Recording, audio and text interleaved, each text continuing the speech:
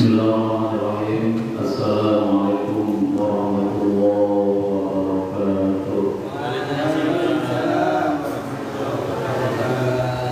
Innal hamdalillah wassalatu wassalamu ala Rasulillah wa ala alihi wa ashabihi wa mawalah. Wala haula wala quwwata illa billah. Rabbi shrah li sadri wa yassir li amri wahlul 'uqdatam min lisani yafqahu qawli. Rabbi zidni ilman warzuqni fahma. Allahumma inna nas'aluka ilman nafi'an wa rizqan halalan thayyiban wa 'amalan mutaqabbalan.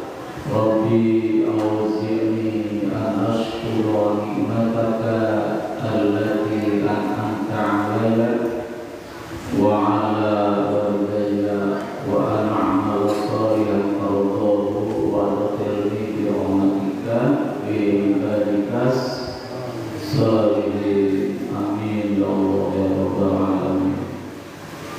Bapak Ibu yang dirahmati Allah serta para siswa yang telah bergabung pada malam hari ini, bersyukur kepada Allah Subhanahu wa Ta'ala sampai detik ini Allah masih mencurahkan rahmat dan nikmatnya, terutama dalam nikmat hidayah iman, hidayah Islam, nikmat sehat dan nikmat kesempatan.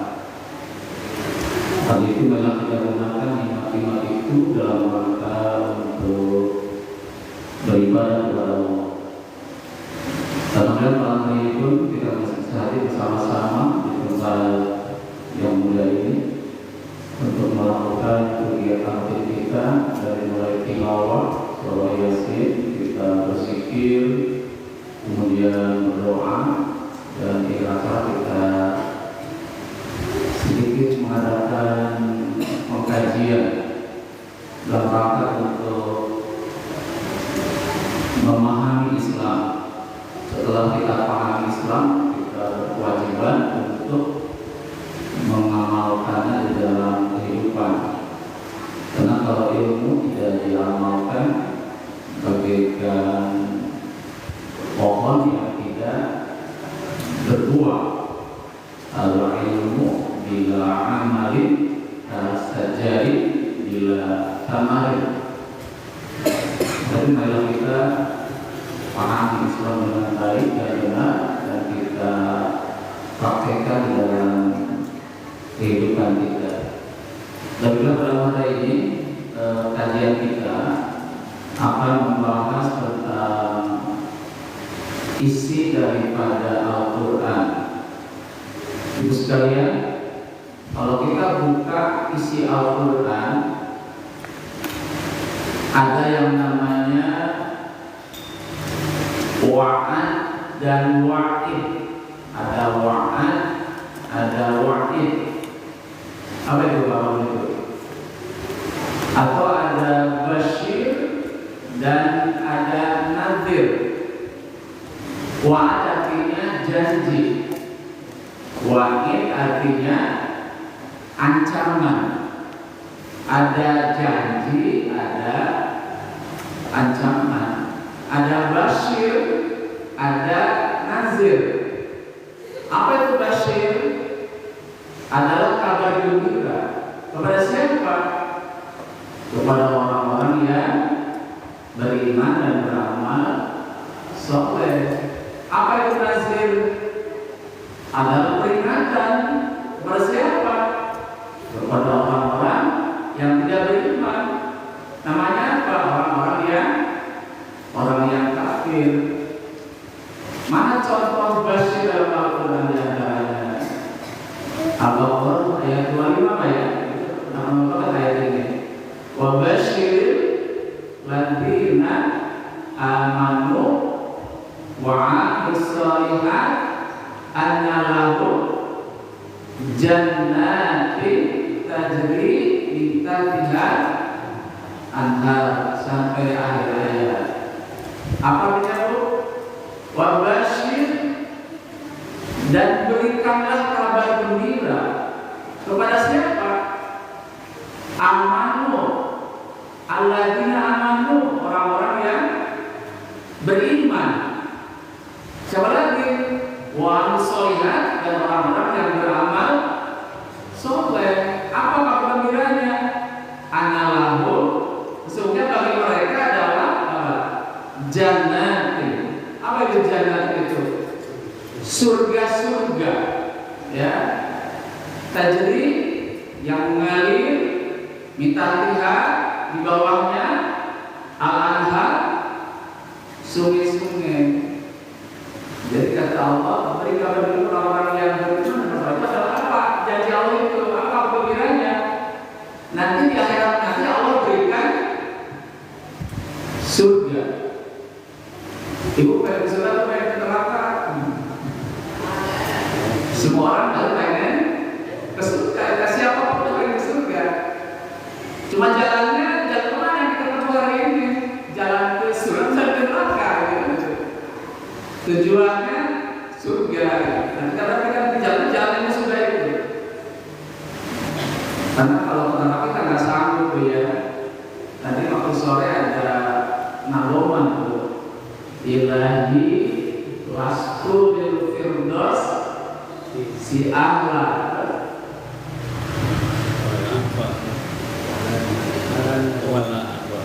wala akhwat ala nari jadi ahli taubatan wakilku dunubi.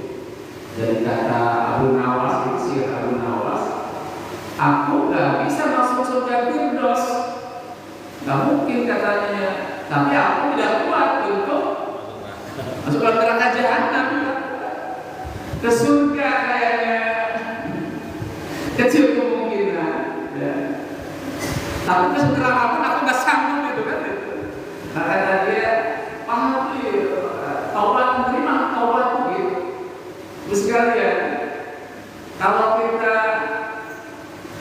beriman beramal soleh, boleh nggak kita punya tujuan, punya niat untuk masuk ke dalam surga Allah? Boleh nggak Bu? Sholat pengen surga, boleh nggak? Boleh nggak? Boleh Pak?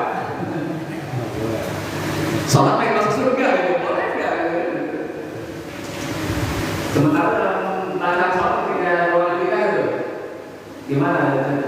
Apa? Allahu Akbar kabir wa alhamdulillahi katsir wa subhanallahi bukratan wa asila inni wajjahtu wajhiya lilladzi fatara as-samawati wal ardh hanifan musliman wa ma ana inna sholati wa nusuki wa mahyaya wa mamati lillah.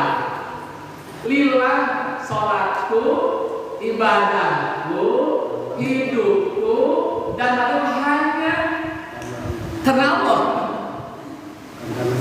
Boleh kita pakai surga? Jangan kan karena Allah bukan karena surga apa ya? Boleh enggak? Karena surga. Pernah dalam sebuah kisah ada seorang sufi ahli tasawuf, mungkin terkenal dunia, nomor satu di dunia tahu namanya apa? Robi'ah al-Adawiyah. Dia sufi wanita yang sangat terkenal waktu itu. Namanya Robi'ah al-Adawiyah.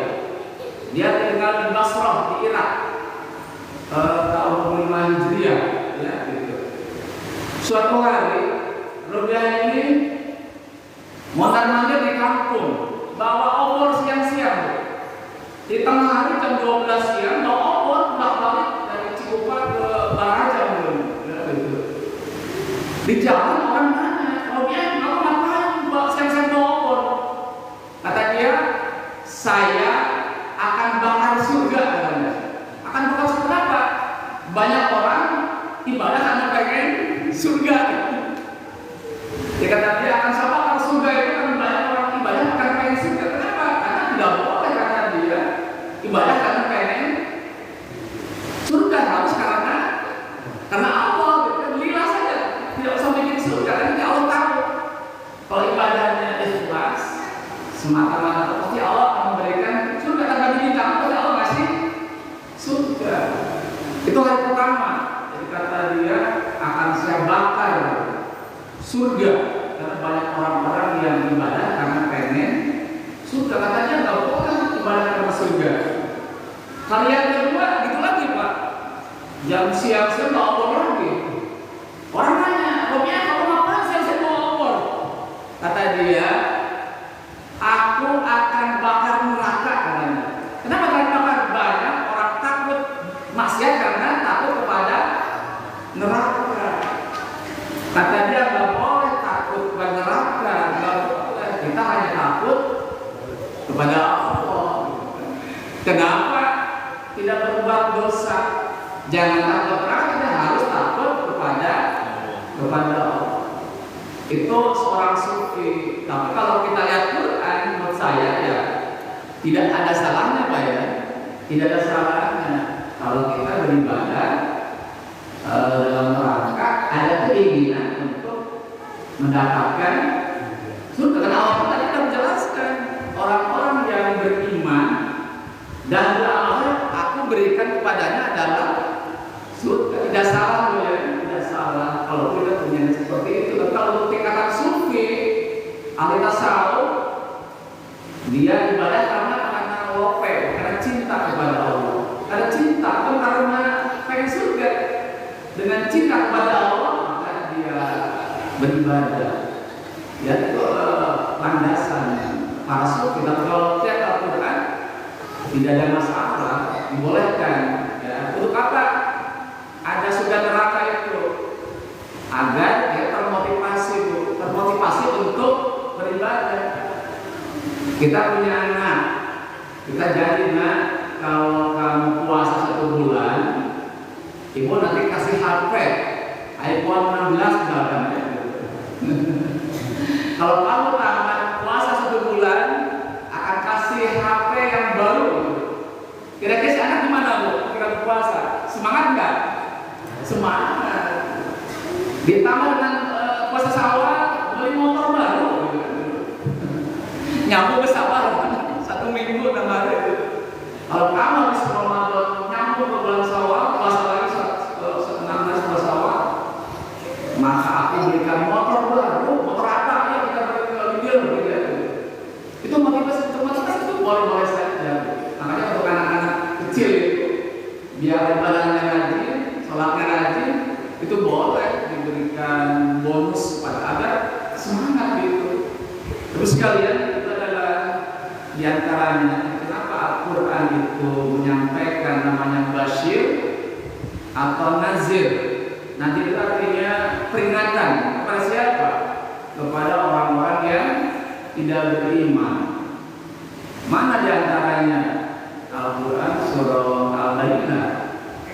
Innal ladzina kafaru min ahlil kitab wal musyrikina fi nari jahannam khalidina fiha ulaika hum syarrul bariyah. Asal orang-orang yang kafir. Innal ladzina kafaru sebenarnya orang-orang kafir, terus min ahlil kitab dan musyrikin. Bagi apa itu? Analau jahat, nar jahannam. Khalidina fiha maka dalamnya selama-lamanya. Dan mereka adalah syarrul bariyah. Orang kafir adalah seburuk-buruknya makhluk Allah. Orang kafir, orang musyrik adalah seburuk-buruknya makhluk. Ada kambing tuh, kambing. Mohon maaf, kambingnya berzina setiap hari misalkan ya, dia mati, di akhirat diazab nggak di neraka? Nggak ada. Mohon maaf, anjing misalkan ya, atau kucing ya berbuat salah di dunia, apakah di akhirat diazab di alam di neraka? Tidak. Binatang apapun berbuat dosa, nggak Allah azab. Tapi orang kafir, finari jahannam khalidun di dalam selama-lamanya. Berapa lama di neraka itu orang-orang kafir? Berapa lama? Unlimited, tanpa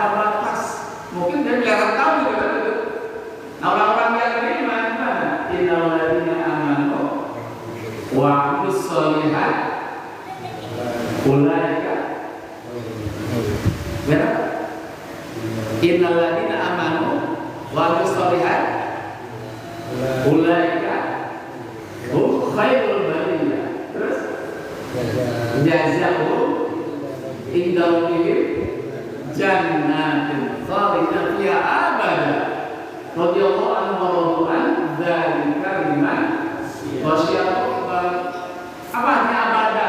Ya selama-lamanya, tidak pernah ada akhir. Jadi orang-orang yang beriman dan beramal soleh, jadi balasannya adalah di surga abadan selama-lamanya. Dia tinggal pilih pengen di neraka selama-lamanya atau pengen di selama-lamanya. Hidup adalah pilihan. Terserah kita mau pilih yang mana, gitu kan? Tapi orang yang cerdas hati milih yang terbaik. Tidak ini di neraka selama-lamanya, suatu tempat yang penuh dengan penderitaan. Di dunia disiksa itu ada ujungnya, namanya kematian. Di neraka tidak ada kematian. Ketika kulit terbakar habis, akan tumbuh kulit yang baru, akan tumbuh daging yang baru. Maka tidak ada akhir di neraka itu. Terus sekalian, kita akan rinci beberapa janji Allah dalam Al-Quran. Pertama, Al-Quran surah Ibrahim ayat yang ke-7.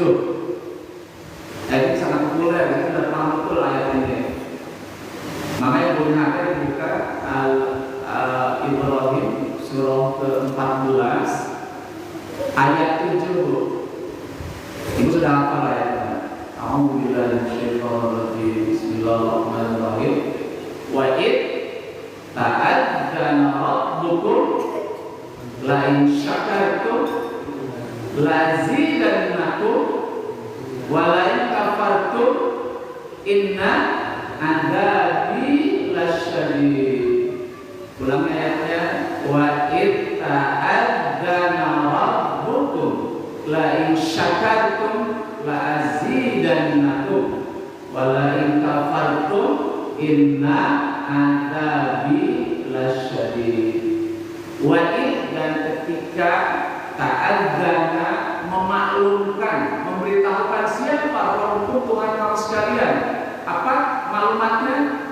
La in syakartum la azidannakum. Jika engkau bersyukur, kata Allah, gimana? La azidannakum, akan kami tambah nikmat itu. Wa la in kafartum, jika kau kufur, kata Allah, gimana? Inna adzabi lasyadid. Sesungguhnya azabku sangat pedih. Itu janji Allah yang pertama dalam Quran surah Ibrahim 7. Kata Allah, jika engkau bersyukur, akan aku tambah, kata Allah. Jika engkau kufur dengan nikmat itu, maka Allah siksa dengan yang sangat pedih. Terus sekalian, setiap detik nikmat apa itu? Nikmat hidup. Dulu kita tidak ada, sekarang ada. Siapa yang mengadakan kita? Al-Baqarah ayat 28. Allah menyuruh kita, kaifa taquluna billah wa kuntum amwatan fa ahyaakum tsumma yumitukum tsumma yuhyikum tsumma ilaihi turja'un. Kata Allah, bagaimana orang kafir kepada Allah? Dulu kamu tidak akan mati, lalu Allah hidupkan. Sudah hidup, Allah matikan lagi. Sudah mati, Allah hidupkan lagi. Sudah hidup selama-lamanya gitu. Dulu kita nggak ada. Kita waktu di surga, kita mati, Bu. Masih berbentuk. Roh kita masih mati di situ. Kita belum merasakan hidup, kan? Kapan kita hidup?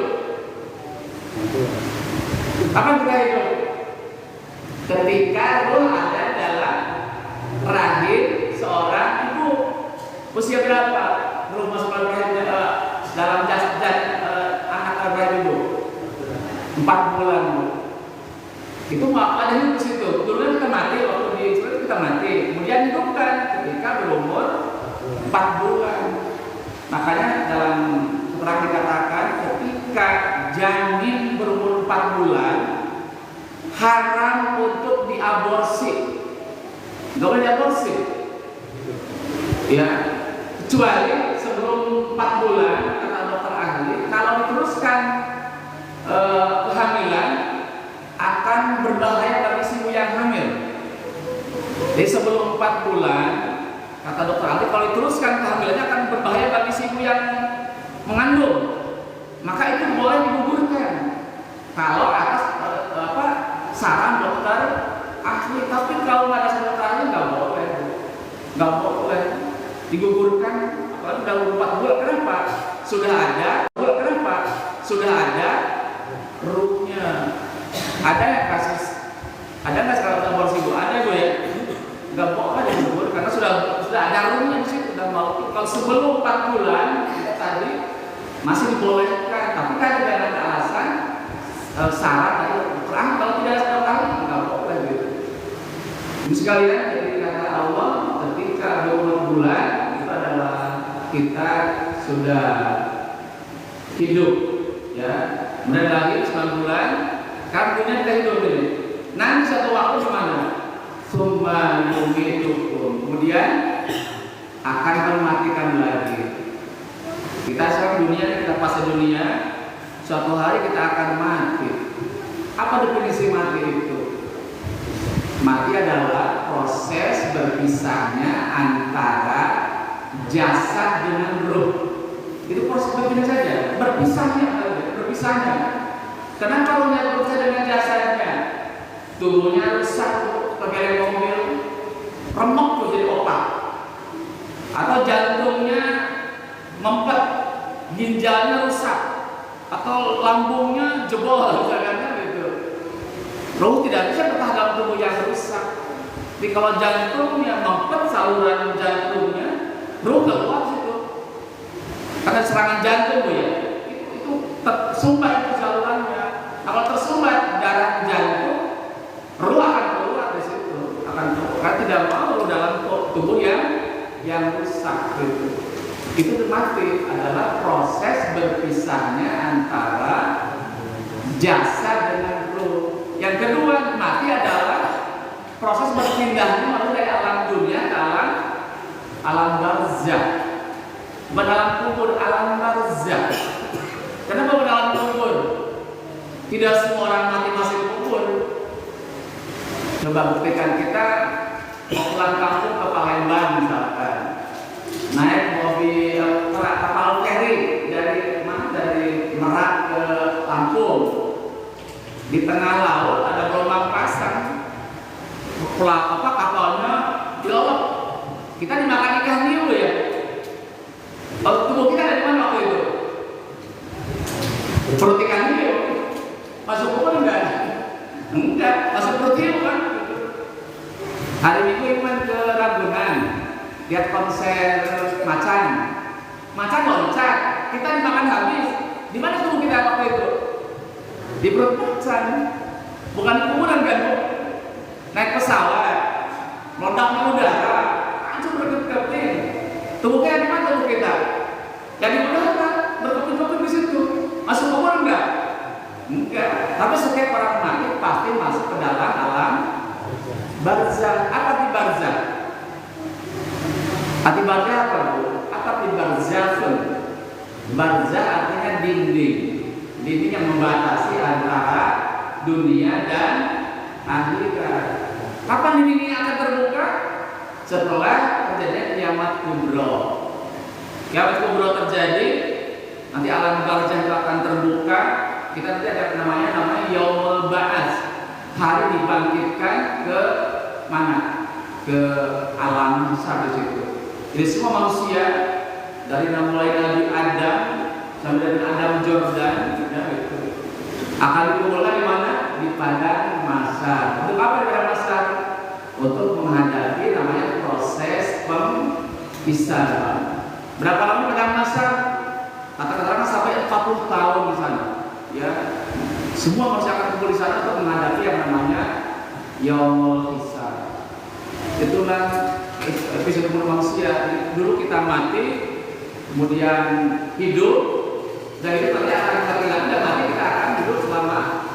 Nah, siapa yang menentukan semua itu adalah Allah.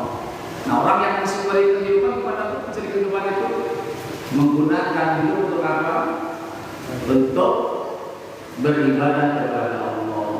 Wa ma khalaqtul jinna wal insa illa liya'budun. Kata Allah, tidaklah aku ciptakan jin dan manusia kecuali untuk beribadah kepada Allah. Hidup adalah untuk ibadah, bukan untuk berbuat dosa maksiat kepada Allah. Di orang yang seperti hidup maka gunakan hidup untuk beribadah kepada Allah. Itu nikmat hidup yang sangat tinggi nilainya. Kemudian yang kedua, Allah kasih tubuh yang sempurna. Ini tubuh ini adalah pemberian dari Allah. Tapi ini hanya segitu titipan saja, bukan milik kita, milik Allah. Nah, kita dititip oleh Allah gimana itu? Saya nitip mobil ke KUP. KUP nitip mobil sama pulang kampung dan naik bis. Gimana tanggung jawab untuk menerima mobil? Jaga baik-baik kan? Pas pulang itu KUP banyak kecopotan, kasar lagi pecah, ya, depan lagi hancurkan gitu. Ketika saya datang ke rumah mobil mana? Udah hancur katanya. Kira-kira marah nggak yang menitipkan? Saya marah. Kenapa dititipin mobil malah dirusak, banyak dicopotin, kasar lagi. Jadi benturan itu batu sampai pecah itu suka-suka. Allah marah, saya marah yang punya mobil juga sama. Allah nitip tangan kepada kita, kita menahan tangan untuk berbuat dosa. Ada mobil di depan rumah diambil, ada sendal kagolet di depan diambil, ada jemuran orang mau lebaran nggak punya baju, ada HP kagoler diambil. Itu bukan salah menggunakan tangan. Dikata Allah, aku kasih tangan untuk bekerja yang baik-baik saja. Allah ngasih mata, itu apa mata Allah berikan? Untuk melihat yang baik-baik saja. Untuk apa Allah ngasih otak? Untuk berpikir ya baik-baik saja. Allah ngasih mendengarkan ya baik-baik saja. Allah ngasih lidah berkata yang baik-baik saja. Allah masih hati agar kita mencintai, memahami yang baik-baik saja. Allah masih kaki untuk berjalan ke tempat yang baik-baik saja. Dan nanti hari kiamat Allah minta bertanggung jawab kepada kita. Bagaimana jawaban kita kepada Allah ketika menggunakan tubuh yang sempurna ini? Al-yawma nakhtimu ala afwahihim wa tukallimuna aydihim wa tashhadu arjuluhum bima kanu yaksibun. Pada hari itu akan saya kunci rapat-rapat mulutmu. Apa yang akan dikunci rapat-rapat? Nanti akan berbicara oleh saksian apa itu? Tangan-tanganmu dan kaki. Kenapa mulut dikunci oleh Allah pada hari kiamat? Mulut adalah sumber kebohongan. Suka berbohong ya mulut ya? Gunawan telat, kasar orang, macet pak di jalan. Gunawan telat, itu motornya bocor pak. Padahal bukan telat di jalan, telatnya di kamar. Bukan telatnya di kamar gitu kan? Ini pertama. Itu kata Allah nanti hari kiamat semua mulut akan Allah kunci lah. Nanti yang berbicara adalah tangan dan kaki kita. Kata kaki, ya Allah, setiap malam Jumat kaki saya jalan kemana? Ke musola Nurul Amin. Dia akan saksi kaki ini, ya. Akan jadi saksi juga, tangan juga sama. Di semua tubuh kita, kaki dan tangan akan memberikan jawaban kepada Allah atas apa yang kita kerjakan selama di dunia. Ini sekalian, jadi ketika Allah memberikan nikmat syukurilah, syukuri apa yang ada. Hidup adalah anugerah. Ibu punya suami, berapa gaji sebulan? 30 juta, syukuri. Syukuri aja 30 juta. Jangan protes, itu masih kurang tuh. Sehari ke Cimol, Ciputra Mall habis 30 juta. Beli apa 20 juta? Gaji berapapun, syukuri saja. Pernah satu waktu kata Rasulullah, katanya ini kata Rasulullah ya, ketika Rasulullah mengingatkan neraka katanya, kalian banyak wanita, kenapa saya tidak banyak wanita? Katanya wanita Islam itu banyak wanita katanya. Kenapa ya Rasulullah? Kata dia, kata Rasulullah, kata beliau, katanya banyak wanita itu yang tidak bersyukur atas pemberian suaminya. Maka kita harus bersyukur bu, apapun yang suami berikan, terima. Banyak uang, abang disayang. Nggak punya uang, abang dipendam atau bagi yang sayang. Tanggal awal senyum, akhir bulan ada senyum. Jangan awal bulan berseri, pas akhir bulan mayun. Jadi bersyukurlah dengan apa yang kita miliki hari ini, ya, bersyukur. Jangan kufur. Apa itu kufur? Menyalahgunakan nikmat Allah. Itu kufur. Mata pakai melihat yang tidak layak dilihat, tangan malah bekerja yang haram, kaki berjalan ke tempat-tempat yang tidak layak dijalani, gitu kan? Punya harta yang pasti pakai untuk berbuat dosa. Itu namanya kufur. Nah kalau kufur gimana? Kata Allah, inna azabi lasyadid. Maka akan diazab. Kalau bersyukur akan ditambah ibu. Ibu punya suami lagi merantau ke luar negeri, pulang dari Jepang, suaminya beli mukena, harganya yang 2 juta, bagus 2 juta itu.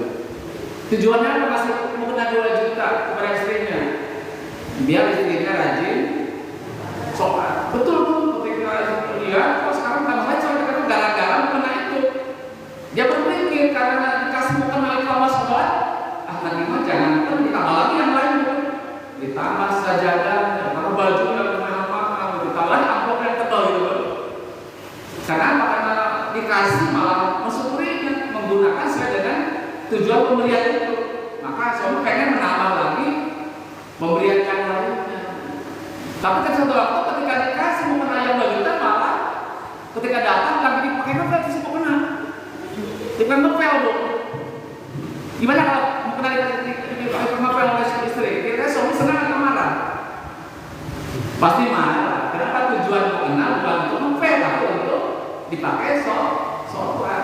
Juga sama Allah ngasih tubuh ini bukan untuk berbuat maksiat, tapi untuk beribadah. Karena kalau gunakan berbuat maksiat, ya Allah marah. Kalau Allah marah, jangan tanggung-tanggung. Ibu pernah melihat kejadian tsunami Aceh bu? Tahun berapa itu tsunami Aceh itu? 2004 ya? 2004. Setelah Pilpres, ya, tanggal 6 Desember bu. Apa kejadian itu? Air laut diangkat ke daratan. Berapa korban waktu itu? 250.000 orang. Gara-gara apa kejadian terjadi? Saya pernah dengar ada yang pernah ketika menggotong itu ada yang pernah ke sana ke Aceh. Kata beliau, kata dia, tanggal 25 selesai acara Natalan di pantai Aceh ada pesta, ya, pesta seks dan miras. Jadi 1 hari setelah pesta itu, kemudian besok hari langsung Allah mengangkat air laut ke daratan. Itu luar biasa. Bagi Allah itu hal yang mudah. Bisa nggak Allah menggoyang Tangerang? Tapi jangan. Menggoyang Tangerang ya. Dulu kan Allah menggoyang Jogja. Ada Allah yang goyang di bumi Jogja. Itu bagi Allah hal yang mudah. Jadi kalau kita tidak ingin ada musibah, ya kita harus bersyukur kepada Allah. Tidak perlu kita baca hadis kata Rasulullah, andaikan di sebuah kampung, sebuah negara sudah menghalal yang namanya zina dan riba, kata Rasulullah, seakan-akan dirinya halal untuk diazab oleh Allah. Kalau sebuah tempat ada perzinahan yang terang-terangan dan tidak orang yang memperingatkannya, dan kemudian ada riba di situ, maka kata Rasulullah seakan-akan dirinya halal untuk diazab oleh Allah. Dan mudah-mudahan kami kenal aja ya, nggak ada perzinahan, mudah-mudahan. Kalaupun terjadi, kita harus mengingatkan mereka. Jangan kalau dibiarkan, seakan-akan Allah menghadirkan halal untuk diazab oleh Allah. Terus sekalian, itu hal janji dalam Al-Quran. Jadi kalau kita bersyukur kepada Allah, maka Allah akan tambah nikmat itu. Itu janji Allah. Tapi kalau kita kufur, menyalahgunakan pemberian dari Allah, maka Allah akan azab. Azab yang bagaimana? Azab yang sangat pedih. Maka dari itu marilah kita dalam janji yang pertama ini, kita menjadi pribadi-pribadi yang pandai mensyukuri nikmat. Syukur artinya menggunakan nikmat sesuai kehendak pemberi nikmat, yaitu Allah Subhanahu wa Ta'ala. Maka dari doa ya Allah yang bacakan ya Rabbi Lazim dalam rangka untuk bersyukur kepada Allah. Ya, masih banyak kajian kita hari ini. Nanti akan dibahas 5 janji Allah. Karena sudah terlalu malam, jadi cukup satu dulu. Kita akan teruskan kajian pada malam Jumat yang akan datang. Ya, semoga Allah berikan kesempatan dan kesehatan kepada saya akan terus mengkaji di tempat yang demikian. Mohon maaf kekurangannya. Semoga bermanfaat. Assalamualaikum warahmatullahi wabarakatuh. Waalaikumsalam.